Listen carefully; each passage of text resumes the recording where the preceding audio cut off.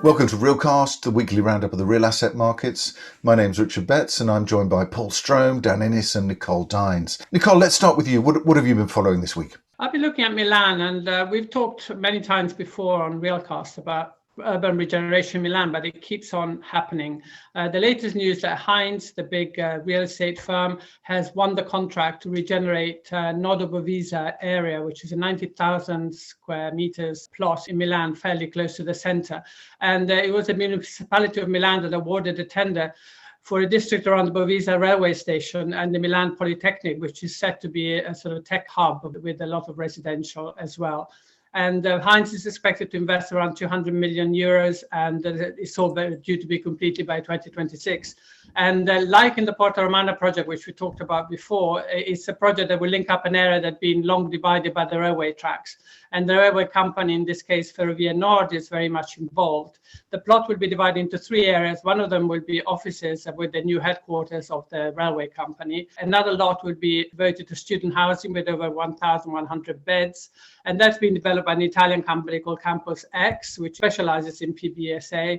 And it's already got student hubs in Rome, in Florence, in Turin, and other Italian cities. It's growing very fast, and it aims to reach its goal of 10,000 beds by 2025. So they're developing a new student housing, which is also meant for young professionals and people who will work at the Polytechnic around the university. The other part will be housing, residential for rent. Like all projects that are being developed, obviously now it's very green, and most of the buildings will be in wood to be as sustainable as possible. Now, there are two very interesting things, I think. One is that it is happening in multiple locations in the city. It is not just one area that's being regenerated. It's very much involves the city center we've talked about. Obviously, it all started with Porta Nuova and then it sort of expanded. So there are multiple areas in the city that have been or are being regenerated.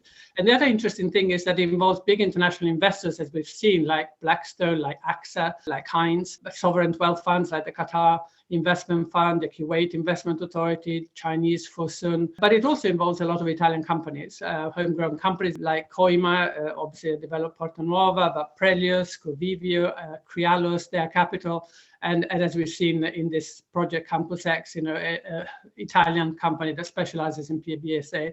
So it's a really interesting example of sort of positive collaboration between big international companies, obviously the municipality that's given the permits, allowing this to happen, and Italian companies. Yeah, it's really interesting. And Paul, actually in the news, there was a lot of focus over the week on development and projects. There have been a number of interesting urban regeneration stories, but with interesting differences and very much off the moment, and both and in their way highlight current concerns looking beyond COVID and towards 2050.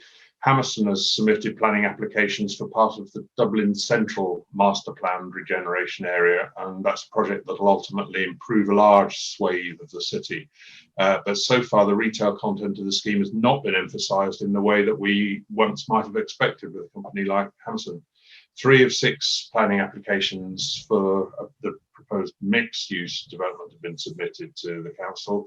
It affects an area of 2.2 hectares. The Dublin Central Master Plan has 200 metres of continuous frontage on O'Connell Street Upper. And the initial applications include 94 new homes, 8,000 square metres of restaurants, cafes, shops, 44,000 square metres of flexible workspace, hotels, and a new public gallery and cafe.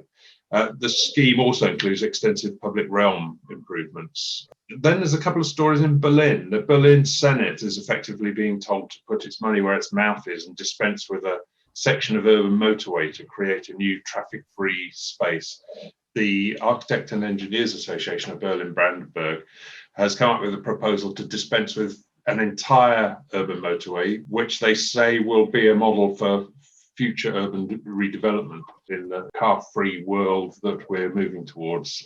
In a more recent story that's probably likely to overshadow those proposals, Brookfield Properties has unveiled plans for the extensive redesign of Berlin's Potzdammer Platz, which aims to create a green, pedestrian-friendly quarter by 2025. The plans involve 4.3 hectares and 17 large urban blocks. And Brookfield says it plans to open up the streets and alleys and squares and improve the surroundings. Karl Wambach, the executive vice president, said They want to open up Potzdammer Platz, create a greener space for socializing, public events, and greater all-day use. Oliver Schultz, co-founder at one of the design firms involved, Schultz and Grashoff, said that until now, the people of Potzdammer Platz have felt that the area is an austere and less than cozy urban space. The outdoors design from the 1990s doesn't respond to their expectations and standards. So that'll be an interesting one to follow. Yeah, it's interesting, all of that development. There's a lot of mention of sustainability in both of those, Nicole and Paul, as well. And I noticed that Strathclyde Pension Fund, which is one of Scotland's public sector pension funds, has agreed to adopt a policy of divesting fossil fuel companies where they don't meet certain climate change related standards. And that was agreed in a response to a call from Glasgow City Council, which is the biggest participating employer in that pension fund. And I think that also indicates a gearing up with Glasgow as the host city for COP26. Dan, what have you been following? Back here in the UK, we've been following some of the government's Build Back Better schemes. And on that note, Transport for London, TfL, they've pledged to set up a dedicated housing development business. It's aiming to deliver housing in high demand areas and further sort of increase revenues for TfL in the longer term.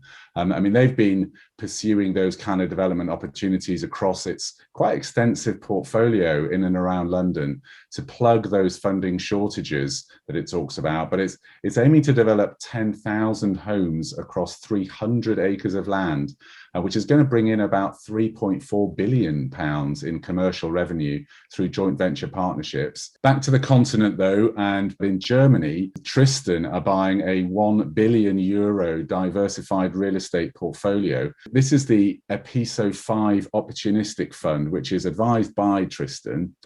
They've agreed to acquire 100% of the non-listed portfolio controlled by Summit Real Estate Holdings Limited.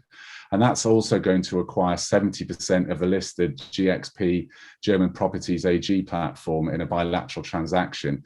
And that platform in total comprises 69 different assets across key markets in Germany. Sticking with news from Europe, there's a Norwegian investment group that's established Aurora Eiendom, which is going to be a new property company which aims to become one of Norway's largest shopping centre owners. So 11 cornerstone investors have put together over 1.4 billion NOK to help finance Aurora's acquisition of 4 Norwegian malls from Nordic landlord Steen and Strøm, which of course is part of Klépierre and part of the Simons Group in the US. Aurora, which is headed up by the billionaire businessman Peter Stordalen, is aiming to offer well-functioning interplay between online platforms and physical stores. And finally, in-person events are making a long-awaited comeback in the coming months.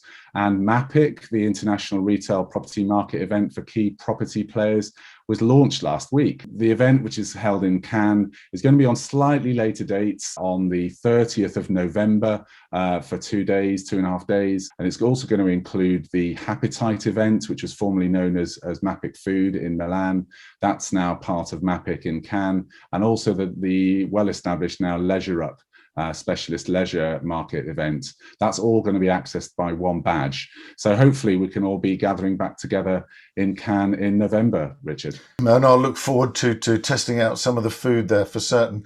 I noticed also, just in terms of potentially positive news, I suppose, for the office markets, Apple CEO Tim Cook telling employees that they'll be required to work in the office for at least 3 days a week beginning in September. And also one piece of research backed up some of the things we've been discussing for a little while on here, which is that seniors will take a bigger share of healthcare capital, according to Colliers. And Colliers head of EMEA Research, Damien Harrington, said the proven long-term positive risk-reward balance of the senior living and healthcare sector in more mature markets such as the UK, alongside the significant growth in demand for assets and care services created by an ageing population, is attracting greater diversity of capital to this sector.